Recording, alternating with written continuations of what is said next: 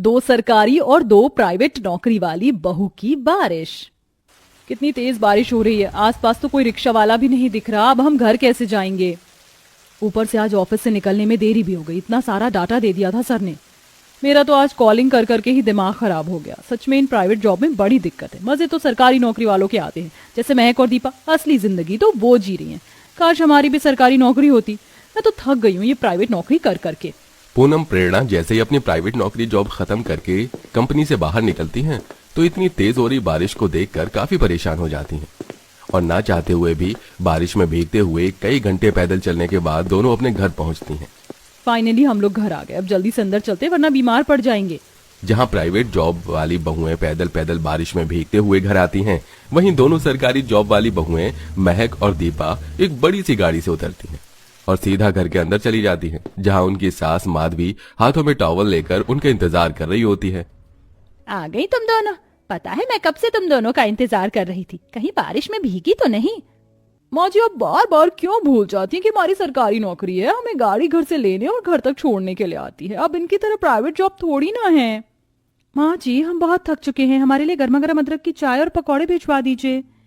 बस इतनी सी बात। मेरी दोनों बहू को चाय और पकौड़े खाना है। तुम दोनों जाकर कमरे में आराम करो, मैं तुम्हारे लिए अभी गर्मा गर्म चाय और पकौड़े भिजवाती हूँ। और तुम दोनों यहाँ खड़ी खड़ी मेरी शक्ल क्या देख रही हो? सुना नहीं, मेरी सरकारी नौकरी वाली बहू का चाय और पकौड़े खाने का मन हो रहा है। जाओ जल्दी से उनके लिए चाय पकौड़े बनाओ।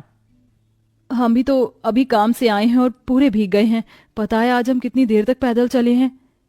तो मैंने कहा था प्राइवेट नौकरी करने के लिए। अगर तुम्हारी भी इन दोनों की तरह सरकारी नौकरी होती तो आज ये तुम दोनों का हाल नहीं होता। इतना कहकर माधवी अपने कमरे में चली जाती है, जिसके बाद अब दोनों प्राइवेट जॉब वाली बहुएं अपने कमरे में जाकर कपड़े बदलती हैं और दोनों सरकारी नौकरी वाली बहुओं के लिए चाय और पकौड़े बनाती हैं। गर्मा गर्म चाय पीकर तो मजा ही आ गया, सारी थकान उतर गई। माँ जी हमें बहुत ज्यादा थकान हो रही है, हम थोड़ी देर जाकर आराम कर लेते हैं। रात का खाना बनाने का वक्त हो चुका और तुम दोनों आराम करने जा रही हो? आराम करोगी तो खाना कौन बनाएगा? दीपा महक तुम दोनों की तरह हम भी सुबह से शाम तक नौकरी करते हैं। अगर एक दिन तुम दोनों रात का खाना बना लोगी तो क्या हो जाएगा? तो तुम कहना क्या चाहती हो कि हम लोग सरकारी नौकरी करते हैं तो पूरा दिन बस कुर्सी पर बैठे बैठे आराम करते हैं? हमें क्या कोई मेहनत नहीं करनी होती? देख लिया माँ जी आपने अपनी प्राइवेट जॉब वाली बहू को। देख रही हूँ बहू, आजकल तुम दोनों की बहुत जुबान चल रही है। अपनी जुबान पर काबू रखो, वरना तुम दोनों पर मेरा हाथ उठते देर ही नहीं लगेगी। अब जाओ और रात के खाने की तैयारी करो। अपनी सास का ऐसा रवैया देखकर पूनम और प्रेरणा आंखों में आंसू लिए थके हारे किचन में जाती हैं और रात के खाने की तैयारी करने लगती हैं। क्या प्राइवेट जॉब करने वालों की कोई इज्जत नहीं होती प्रेरणा? भले ही हम महक और दीपा की तरह टीचर और कलेक्टर नहीं है, हम बस एक मामूली सी कंपनी में कॉलिंग और डेटा एंट्री की जॉब करते हैं, लेकिन इसका मतलब ये नहीं है कि हमारी कोई इज्जत ही ना हो। ये बात तुम और मैं समझ सकते हैं, माँ जी और वो दोनों नहीं। महक सरकारी स्कूल में टीचर और दीपा कलेक्टर होती है। अपनी सरकारी पोस्ट की वजह से उन दोनों के घर में काफी इज्जत होती है। उनके सारे काम माधवी, पूनम और प्रेरणा से करवाया करती थी और अपनी सरकारी बहुओं की खिदमत में किसी भी तरह की कोई कमी नहीं छोड़ती थी। वहीं प्राइवेट नौकरी करने की वजह से प्रेरणा और पूनम के घर में एक नौकरानी जितनी भी हैसियत नहीं होती। माँ जी मैंने ये साड़ी प्रेस होने के लिए रखी थी, लेकिन अभी तक इन दोनों ने मेरी साड़ी प्रेस नहीं की। मैं ऑफिस के लिए लेट हो रही हूँ। दीपा तुम्हारी तरह हम भी ऑफिस के लिए लेट हो रहे हैं। तुम दोनों तो सुबह उठती हो, तैयार होकर नाश्ता करके आराम से जॉब पर चली जाती हो और आकर भी काम ही नहीं करती हो। लेकिन हमें तो घर का काम करना होता है, खाना बनाना होता है, ऑफिस का काम भी संभालना होता है और आकर फिर से घर के काम करने होते हैं। क्या तुम दोनों अपना एक काम भी खुद नहीं कर सकती? मेरी बहू की सरकारी नौकरी है। सरकारी नौकरी, उन्हें भला कोई और काम करने की क्या जरूरत है? पता है वो दोनों कितना काम करती हैं। एक दिन भर बच्चों को स्कूल में पढ़ाती है और एक लोगों की परेशानियों को खत्म करती है, ना कि तुम दोनों की तरह कॉल पर बात और टक टक टक करके एक जगह बैठकर कंप्यूटर चलाती है। तुम प्राइवेट जॉब वाली काम ही क्या होता है? सिर्फ प्राइवेट और सरकारी नौकरी की वजह से अपने साथ होता भेदभाव देख प्रेरणा और पूनम को काफी दुख होता है, लेकिन चाहकर भी दोनों कुछ नहीं कर सकती और ऐसे ही कुछ दिन गुजर जाते हैं। माँ जी बहुत तेज सर दर्द हो रहा है, ऐसा लग रहा है अभी सर फट जाएगा। ऐसा मत बोल बहू, जब भी मैंने तुम दोनों को मना किया था कि बारिश का मौसम है, आइसक्रीम मत खाओ। अब शुरू हो गया ना सर में दर्द। अपनी दोनों सरकारी नौकरी वाली बहू के सिर में दर्द होता था। माधवी भागी भागी अपने कमरे में जाती है और दवाई लेकर अपनी दोनों सरकारी बहुओं को खिला देती है। तभी बारिश में भीगती हुई उसकी दोनों प्राइवेट जॉब वाली बहुएं आती हैं और जोर जोर से छींकने लगती हैं। अच्छू अच्छू अच्छू। घर में घुसी नहीं कि छींकना शुरू कर दिया। इसमें हमारी क्या गलती है? बारिश में भीग गए थे इसलिए जुकाम हो गया। ठीक है, अब ज्यादा बहाने मत बनाओ। महक और दीपा की तबीयत ठीक नहीं है, जाओ जाकर इनके लिए काढ़ा बना दो। माँ जी, हम भी बारिश में भीग कर आए हैं और हमारी भी तबीयत ठीक नहीं है। तुम दोनों को बस जुकाम हुआ है, लेकिन मेरी सरकारी नौकरी वाली बहू को सर में दर्द हो रहा है। पता भी है वो दोनों कितना काम करती हैं। अब मैं तुम्हारा ये मामूली जुकाम देखूं या उनका सर दर्द? माधवी इसी तरह हमेशा अपनी सरकारी नौकरी वाली बहुओं पर घमंड करके अपनी प्राइवेट नौकरी वाली बहू की बेइज्जती करती। आज तो बहुत तेज बारिश हो रही है, हम बस स्टैंड तक भी नहीं पहुंच पाएंगे। फिक्र मत करो, मैंने हमारे लिए छतरी ले ली है, हम आराम से बस स्टैंड तक पहुंच जाएंगे। दोनों प्राइवेट जॉब वाली बहुएं छतरी लेकर जैसे ही घर से बाहर निकलने लगती हैं, तभी दीपा और महक उनके पास आती है और उनसे छतरी ले लेती हैं। लाओ, ये छतरी हमें दो। लेकिन क्यों महक, तुम दोनों को तो वैसे भी गाड़ी लेने आती है ना, तो तुम्हें छतरी की क्या जरूरत है? हमें तो बस स्टैंड तक पैदल जाना होता है। अगर हमें गाड़ी लेने के लिए आती है तो इसमें जलन वाली कौन सी बात है? अगर तुम्हारी भी सरकारी नौकरी होती तो तुम्हें भी यूं पैदल पैदल बस स्टैंड तक नहीं जाना पड़ता। और गाड़ी से जाने का मतलब ये नहीं है कि हमें कोई और काम नहीं होता। सही कह रही है मेरी बहुएं, अगर ये भीग गई तो दीपा महक तुम दोनों आराम से छतरी लेकर जाओ। दोनों सरकारी नौकरी वाली बहुएं छतरी लेती हैं और घर से बाहर निकलते ही गाड़ी में बैठकर निकल जाती हैं, जिसे देखकर दोनों प्राइवेट नौकरी वाली बहुएं सिर पर पन्नी ओढ़ भीगते हुए बड़ी मुश्किल तक बस स्टैंड तक पहुंचती हैं। और ऐसे ही दोनों प्राइवेट और सरकारी नौकरी वाली बहुओं में भेदभाव का सिलसिला जारी रहता है। माँ जी देखिए ना, बाहर कितना अच्छा मौसम हो रहा है, मेरा तो भुट्टे खाने का मन कर रहा है। बस इतनी सी बात, मैं भी अपनी बहू के लिए भुट्टे मंगवाती हूँ। प्रेरणा, पूनम, जाओ जल्दी से गर्मा गर्म भुट्टे लेकर आओ। लेकिन माँ जी बाहर तो बहुत तेज बारिश हो रही है। बारिश ही तो हो रही है, कौन सा बाढ़ आ गई है जो तुम दोनों बाहर नहीं जा सकती? अपनी सरकारी नौकरी वाली बहू के सामने तो माधवी को अपनी प्राइवेट नौकरी वाली बहू का जरा भी दुख नहीं दिखाई देता। ऐसे ही समय गुजरता है, लेकिन माधवी का बर्ताव अपने प्राइवेट नौकरी वाली बहू के लिए नहीं बदलता। ऐसे ही एक दिन माधवी रोज की तरह चाय पी रही होती है कि तभी अचानक उसके सीने में दर्द होता है और वो बेहोश हो जाती है, जिसे देख उसकी चारों बहुएं उसे जल्दी से हॉस्पिटल लेकर जाती हैं। डॉक्टर के चेकअप करने पर सबको पता चलता है कि माधवी को लंग्स इन्फेक्शन हुआ है। देखिए, हमें जल्द से जल्द इनका ऑपरेशन करना होगा, वरना इनकी जान को खतरा हो सकता है। ऑपरेशन में तकरीबन 5 लाख रुपए का खर्चा आएगा। हमारे पास तकरीबन 3 लाख रुपए हैं। दीपा, तुम्हारी तो सरकारी नौकरी है ना, तुम्हारे पास तो 20 लाख रुपए होंगे ही। सरकारी नौकरी है, लेकिन इसका मतलब ये नहीं कि हम अपनी सेविंग माँ जी के ऑपरेशन में लगा देंगे। माधवी ने जिन सरकारी वाली बहू की अपना ख्याल रखा, उनके मुंह से ऐसी बातें सुन माधवी को अपनी गलती का एहसास होता है। वही पूनम और प्रेरणा अपनी सास के ऑपरेशन के लिए अपनी सारी ज्वेलरी बेचकर 2 लाख रुपए का इंतजाम कर देती हैं। ये तुमने क्या किया? मेरे खातिर अपने सारे गहने क्यों बेचे? कितनी बड़ी पापन हूं मैं कि अपनी हीरे जैसी बहुओं को नहीं पहचान पाई। जिन्हें मैंने इतना प्यार किया, उन्हें पल भर में मेरा साथ छोड़ दिया, और जिसके साथ मैंने हमेशा बुरा बर्ताव किया वो आज मेरे साथ है। हे भगवान, मुझसे कितनी बड़ी गलती हो गई। माधवी को इस तरह रोता देख कहीं न कहीं सरकारी नौकरी वाली बहुओं को भी अपनी गलती का एहसास होता है, और अब वो अपनी सेविंग में से 2 लाख रुपए निकालकर प्रेरणा और पूनम को दे देती हैं। आप इनकी ही नहीं, हमारी भी माँ जी हैं, हमें माफ कर दीजिए, हमसे बहुत बड़ी गलती हो गई। सरकारी नौकरी के घमंड में हमने आपके और इनके साथ काफी बुरा किया। माधवी अपनी दोनों सरकारी नौकरी वाली बहुओं को माफ कर देती है, जिसके बाद अब माधवी का ऑपरेशन होता है और माधवी कुछ समय में पूरी तरह से ठीक हो जाती है और अपनी चारों बहुओं में सरकारी और प्राइवेट नौकरी को लेकर भेदभाव भी करना खत्म कर देती है और एक समान अपनी चारों बहुओं से प्यार करती है।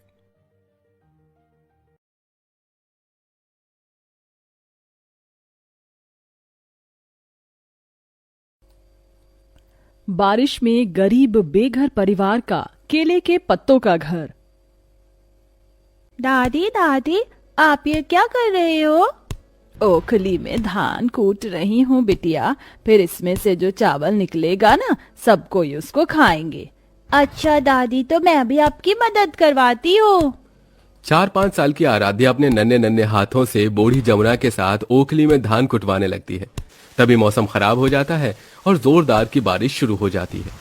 हे भगवान, ये बिन बादल बारिश कहाँ से शुरू हो गई? ऐसे तो सारे धान गेहूं गीले हो जाएंगे। कविता, बबीता, ओ कविता, बबीता, जल्दी से बोरी लेकर आओ और मेरे साथ धान गेहूं उठवाओ। दोनों बहनें जल्दी से आकर अनाज बोरी में भरकर घर के अंदर लाती हैं, जहां 7 महीने की गर्भवती बहू सरला खाना बना रही थी। जहां अमीर लोग बेसब्री से बारिश के मौसम का इंतजार करते हैं, तो वहीं गरीब परिवार को बारिश में बहुत परेशानी उठानी पड़ती है। ऐसा ही हाल गंगा प्रसाद के घर का था, जिसमें पत्नी, बहू, बेटी, पोती और वो बाप बेटे भी एक ही छोटे से किराए के कमरे में बड़ी दिक्कत में रहते थे।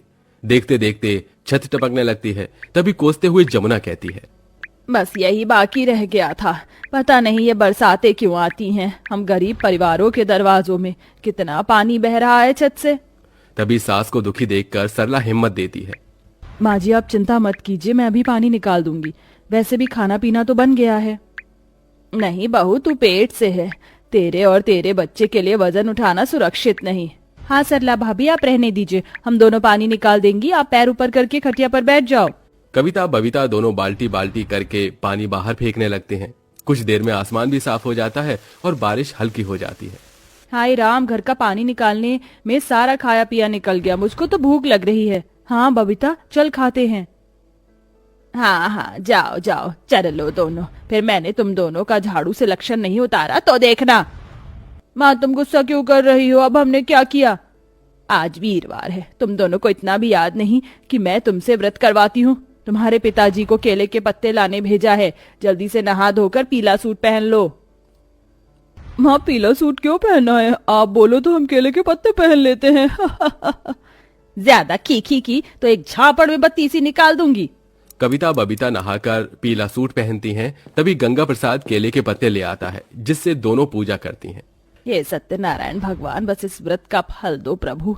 मेरी दोनों बेटियों को अच्छा दूल्हा मिले और दोनों सुखी घर द्वार में जाएं। सरला सबको खाना परोसती है। सारे लोग खा लीजिए। कविता बबीता, तुम दोनों तो आटे का हलवा खाओगी ना? आज के दिन मैं बना देती हूँ।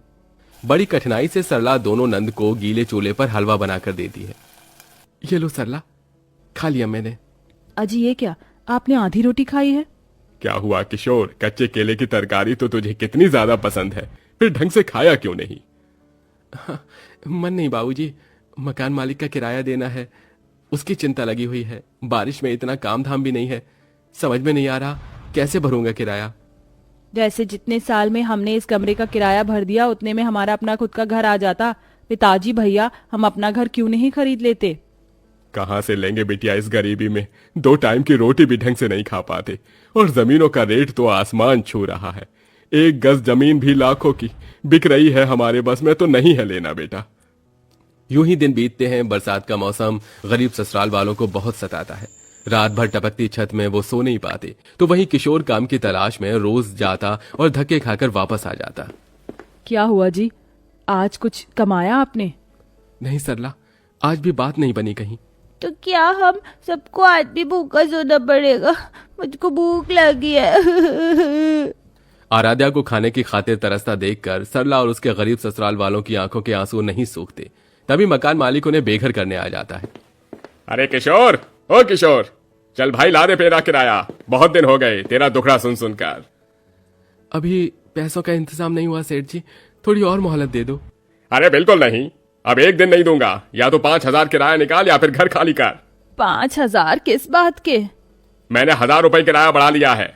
मगर ये घर 5,000 के लायक नहीं। ना कोई बर्तन धोने की सुविधा है, ना किचन है, और छत भी कच्ची है। हर साल घर में पानी भर जाता है। ऐसा थोड़ी ना होता है 5,000 वाले किराए का घर, मकान मालिक जी। अरे ओ सरला, मेरे साथ ज्यादा किच मत कर, घर खाली करो मेरा अभी के अभी। निर्दयी मकान मालिक सबको घर से निकाल देता है। तभी घटाएं चमकने लगती हैं और आंधी तूफान के साथ बारिश शुरू हो जाती है, जिसे देखकर सास जमुना डर जाती है। इतना भयंकर मौसम पहली बार देखा है। पूरा आसमान काला है, लगता है सृष्टि का अंत आ गया है। हे प्रभु, रोक दो इस प्रलय को। देखते देखते तूफान से पेड़ टूट कर गिरने लगते हैं और रोड में पानी भर जाता है। बबीता बुआ, मुझको गोदी में उठा लो, डर लग रहा है बहुत। हाँ, आजा मेरा बच्चा, बुआ के पास आजा। सब लोग जल्दी जल्दी आगे बढ़ो। नहीं, सब लोग रुक जाइए। यहीं देखिए, पानी के चलते आगे का रास्ता भी दिखाई नहीं दे रहा, और घर तो किसी भी कीमत पर हमको बनाना ही होगा। कब तक इस बारिश के कहर में भटकेंगे? लेकिन घर बनाएंगे किस चीज से सरला, हमारे पास कुछ भी नहीं है। तभी बहू का ध्यान एक पार्क पर जाता है, जहाँ बहुत ही हरे भरे केले के पेड़ लगे हुए थे। मिल गया उपाय। हम सब केले के पत्तों से अपना घर बना सकते हैं, क्योंकि ये काफी ज्यादा लंबे और चौड़े हैं। मगर भाभी, सिर्फ पत्तों के सहारे घर थोड़ी ना टिकेगा, लकड़ियां भी तो लगेंगी। अरे तो इकट्ठी कर लेंगे, बेठिकाना कब तक रहेंगे। माँ जी, ननद जी, आप तीनों लकड़ी इकट्ठा कीजिए, और किशोर जी आप थोड़ा मिट्टी का इंतजाम कीजिए, जिस पर केले के पत्ते आसानी से चिपक जाएंगे। सब कोई अपनी अपनी हिस्सेदारी निभाते हुए बारिश में भीगते हुए लकड़ी चुन कर लाते हैं, तो कोई मिट्टी इकट्ठा करता है, वहीं बहू प्रेग्नेंट अवस्था में केले के पत्ते तोड़ लाती है। अब बारी घर बनाने की थी। सब उम्मीदों से केले के पत्तों का घर बनाते हैं। कई बार तो भारी बारिश के चलते उनका पत्तों का घर टूट भी जाता है। अरे नहीं, ये पत्तों का घर तो बारिश में रुक नहीं रहा। भाभी, सारी मेहनत जाया हो गई। कोशिश करने वालों की हार नहीं होती। कविता, चलिए सब लोग मेरी मदद कीजिए। लगातार की कोशिशों के बाद गरीब ससुराल वालों का केले के पत्तों का घर बन जाता है, जिसे देखकर आराध्या खुश होते हुए कहती है, अरे वाह, ये बनाना ट्री वाला घर कितना अच्छा है। अब हमको बरसातों में नहीं रहना पड़ेगा। सब कोई घर के अंदर आ जाता है। तभी जमुना कहती है, अरे बहू, तेरी साड़ी कितनी गीली हो गई, इसमें से तो पानी टपक रहा है। ऐसे तो तुझे और तेरे होने वाले बच्चे को निमोनिया ना हो जाए। कुछ नहीं होगा, मैं सुखा लूंगी। नहीं नहीं किशोर बेटा, जाओ और थोड़े केले के पत्ते तोड़ ला। जी अच्छा माँ। किशोर तुरंत जाकर केले के और पत्ते तोड़ता है। जहाँ वो पेड़ों में कच्चे पक्के केले उगे देखता है। अरे, इसमें तो कितने सारे केले लगे हैं।